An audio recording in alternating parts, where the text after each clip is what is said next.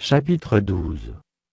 Je vous exhorte donc, frères, par les compassions de Dieu, à offrir vos corps comme un sacrifice vivant, saint, agréable à Dieu, ce qui sera de votre part un culte raisonnable.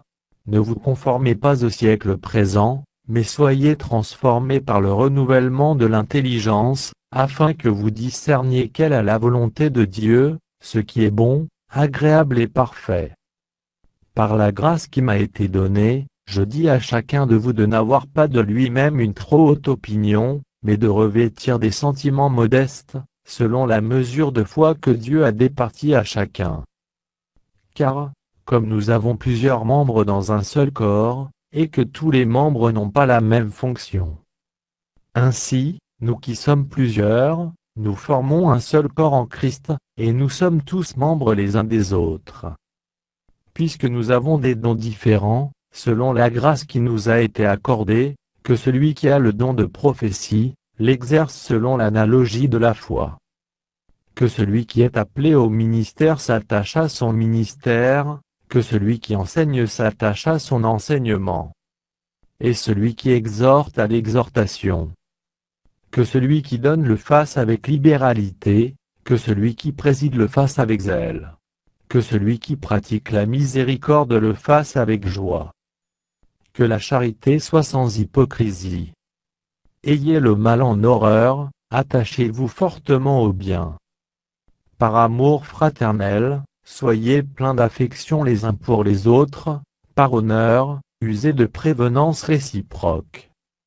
Ayez du zèle, et non de la paresse. Soyez fervents d'esprit. Servez le Seigneur. Réjouissez-vous en espérance. Soyez patients dans l'affliction. Persévérez dans la prière.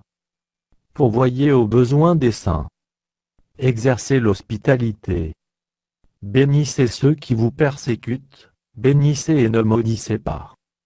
Réjouissez-vous avec ceux qui se réjouissent, pleurez avec ceux qui pleurent. Ayez les mêmes sentiments les uns envers les autres. N'aspirez pas à ce qui est élevé, mais laissez-vous attirer par ce qui est humble. Ne soyez point sages à vos propres yeux.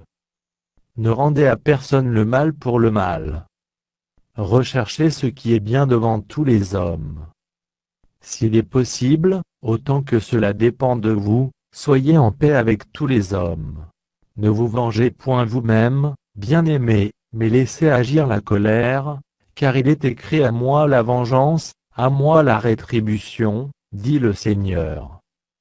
Mais si ton ennemi a faim, donne-lui à manger, s'il a soif, donne-lui à boire, car en agissant ainsi, ce sont des charbons ardents que tu amasseras sur sa tête.